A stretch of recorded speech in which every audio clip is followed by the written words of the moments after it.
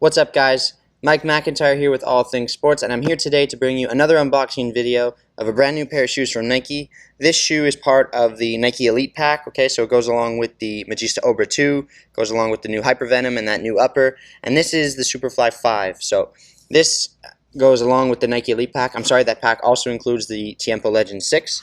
Okay, so this is part of the Nike Elite Pack. Now, I did do, about a week ago or 2 weeks ago, I did a little video on the launch colorway of the Nike Superfly 5. That video was a very short video. It was just sort of fooling around with an unboxing, just trying and get something different, basically. This time around, I'm going to do a full unboxing and review for you guys. I won't be able to do an on-feet portion of the video just because the shoe is too big for me in this size, but I will do an in-depth review. We're going to talk about the shoe. We'll talk about all the sort of performance aspects of it, the tech specs, and this will be a full sort of review on the Superfly 5. So we'll get into it really quickly. So in the box, you get, just like all other Nike products, at least the high-end ones, you get a Nike string bag. Okay, so this is gray like the other ones. It's got this lime green sort of mercurial graphic along the top. It's got the mercurial graphic that's featured on the shoe. On the front of the bag here, you've got a Nike logo down at the bottom. And on the inside, you get a little pocket where you can put your phone or keys or wallet or anything like that. The strings themselves of the bag are black. Okay, so you got your strings, and then on the other side, okay, it's just that it's blank. It's just that gray color on the back side of the bag. So that's the bag. And then in the box are just the shoes. So we'll get those out. Get the box out of the way. And there you have them.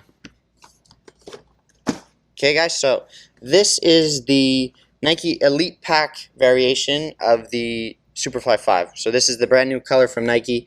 Really helps the pack, I think, along. The whole pack looks fantastic, and this just adds to it. So we'll talk about the colorway, we'll talk about the tech specs, we'll do a little review of the Superfly 5, and we'll get into all the sort of good stuff about that. So we'll start with the colorway. So the color obviously is, at least on the lateral side of the shoe, on this part of the shoe, you have sort of an off-white base, if you can see it there.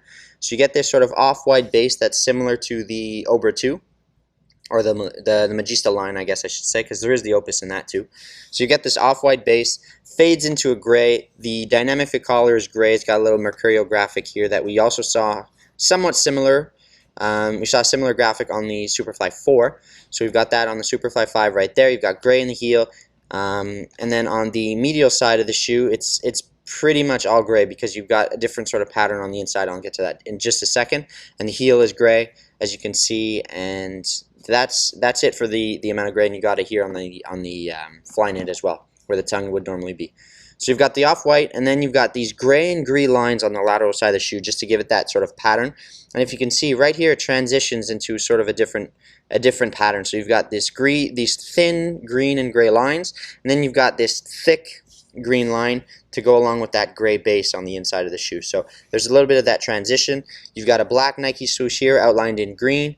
You've got lime green sort of volt colored laces. You've got a big black Nike swoosh here with an outline in green. You've got a green sort of mercurial graphic there.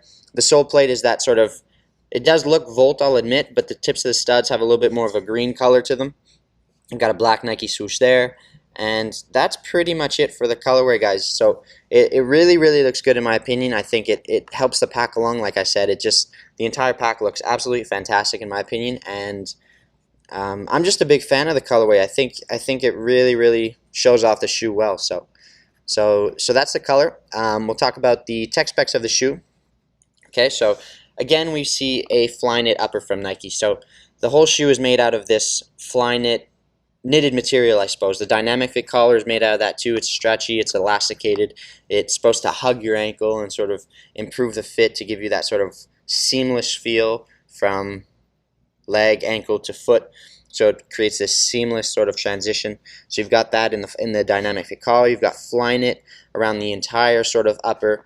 I suppose due to the way it feels and just the pattern they've incorporated, the knit might be a little bit different in terms of how it's woven together, how it's pieced together than the Superfly 4. But again, it's probably not all that different. Still very thin, still very flexible and soft. It's got a Nike skin covering on top to aid in durability and wetness and that sort of thing, so it helps keep the shoe a little bit drier. Otherwise that knit material will just soak up moisture. when playing in wet conditions, or even when you're sweating, I suppose. Obviously a little bit more when you're playing in wet conditions. It would just soak up the water. So it's got that covering to sort of give it some sort of durability. It features ACC, all conditions control, on the upper. That's Nike's wet control element that they incorporate on all their high-end shoes.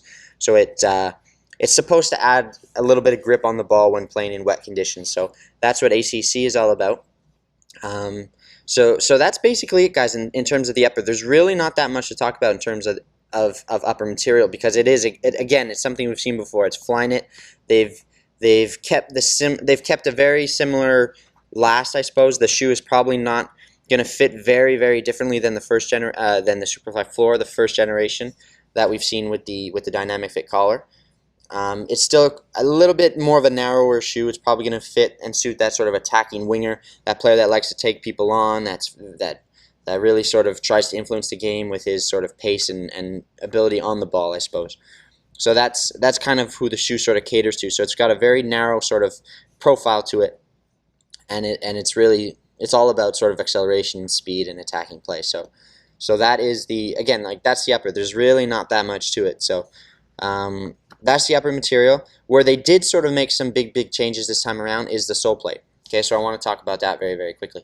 The Soleplate they've sort of ditched that sort of carbon fiber finish to it. You've got this plastic Soleplate now. I'm not sure the exact material. It's probably like a P-wax material, something they've used on other shoes in the past. But don't quote me on that. I'm not 100% sure about what it's made out of. But it is a plastic material. They've tried to incorporate that split toe design again. They've sort of done that on all their shoes now, except for the Tiempo Legend 6. But they've done this on the Magista 2, on the Superfly now. It's featured on the Hypervenom, is where we first saw it. So they've got that split toe design. I guess the idea is to provide a bit more flex in the Soleplate when accelerating and pushing off and stuff like that. And they've also gone for this sort of curved Soleplate, and this is something I mentioned in the Magista Obra video. You've got this sort of stiffener bar that runs through the midfoot, but it also serves in shaping the bottom of the foot. So the heel kind of sits a little bit deeper, I guess. It almost creates like a pocket for your heel. So the heel is a little bit more rounded. You've got this sort of stiffener bar that runs through the middle, but it also sort of caters to the arch of a foot and flattens out here where your foot would be in contact with the ground. The middle of the foot, the ball area of your foot, sort of curves in, and it's a little bit deeper, if you could see, so it kind of has a funny shape to it, so that the middle of the foot would sort of sit in, and these parts of the Soleplate would be in contact with the ground, sort of mimicking the natural shape of a human foot, like I've said before. So they've done a lot of research supposedly in that area, trying to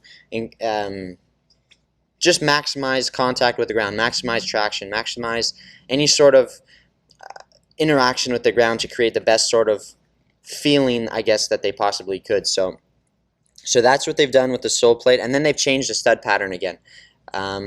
This stud pattern, in my opinion, I think it would work fine on very nice soft ground feels. But if you want to use this on turf, I guess you could. There's nothing stopping you from doing it, but I really don't think that this one will be the best suited for synthetic surfaces. The reason being is the studs are very, very aggressive. They're not overly long. I mean, it's an average length in terms of, this way. It's an average length of stud, but the shape, they're definitely blades, and they're shaped like these arrows, and they're just screaming acceleration. You can tell they're just sort of begging someone to push off and go that way, right? So once you dig into the ground, the idea is that you can just, you're not going to slip. So as soon as you dig into the ground, you're going forward, you're accelerating, you're moving quickly. So you've got these two at the back here that are going to produce some stability when you're trying to cut laterally, left and right. You've got these two to help accelerate going forward. You've got these ones positioned in a similar fashion to give you some sort of stability, but also help in pushing forward. And then these front 5 studs here are just, let's go, guys. Let's start accelerating, let's move. So that's basically what they're saying. You've got these arrows just pointing forward that are just saying, let's go. This one in the middle, I guess, is that stability stud that we see on so many shoes nowadays. But again, it's got a funny shape to it, and it's begging to be sort of just sprint, just go for it. So that's kind of what they're catering towards. So again, I think it's an interesting stud pattern. I think it's going to work fine on soft ground fields. You can use it on turf if you wanted to. Again, this is a firm ground shoe, so I'm probably going to hear it where some people are going to say get the AG pattern. If you were going for the Superfly 5 and you only play on synthetic surfaces, I'd probably suggest getting the AG stud pattern as well, because I think this one won't suit you very, very well on turf. It will do fine on firm ground. That's what it's designed for initially. But if you're going to use them on turf, the AG Soleplate is probably a little bit better suited. On the other lines, the studs aren't nearly as aggressive. They're a little bit more conical, a little bit more forgiving, so I think they can be used across a variety of surfaces. But on these ones, it's definitely going to work best on a firm ground surface and on a nice grass field. So that's pretty much it for the stud pattern. And that's pretty much it for the shoe, guys. In terms of fit, I'm just going to go over it quickly. I kind of mentioned it before. I think they're going to fit that sort of narrow-footed attacking player. If you have a wider foot, you might be able to get into them fine. I don't want to say you can't buy them, because that's totally up to you, but they might not fit you quite as well because they are a little bit more narrow than some of the other models from Nike. So that's it in terms of fit. I suspect that they fit true to size. Again, these aren't mine and I can't try them on. They're a little bit too big for me, so I don't want to be 100% certain on that. I suspect they fit true to size. If you wore the Superfly 4, I'm very confident in saying go for the same Superfly 4 size if you were to buy the Superfly 5. So in other words, if you had a Superfly 4, whatever size you were in those, buy that again for the Superfly 5 if you wish to upgrade to the newer generation. But that's my suspicion in terms of sizing, guys. So if you have any questions about the Superfly 5, anything I didn't mention, leave them down below in the comment section. I'll definitely get an answer out to you. Like the video, please, if you enjoyed it, if you learned something. It always helps me out. Subscribe to the channel if you haven't already. There'll be a few more videos coming out in the next little while. I've got some ideas. I've got some little things going on that I'm thinking about. So I really, really appreciate the support. If you can help me grow my channel, it's always a big help. So please like the video, subscribe if you haven't already, and stay tuned to the channel for some more soccer videos and other videos coming up in the future. Thanks very much, guys. Take care. And again, this is Mike McIntyre with All Things Sports. See you later.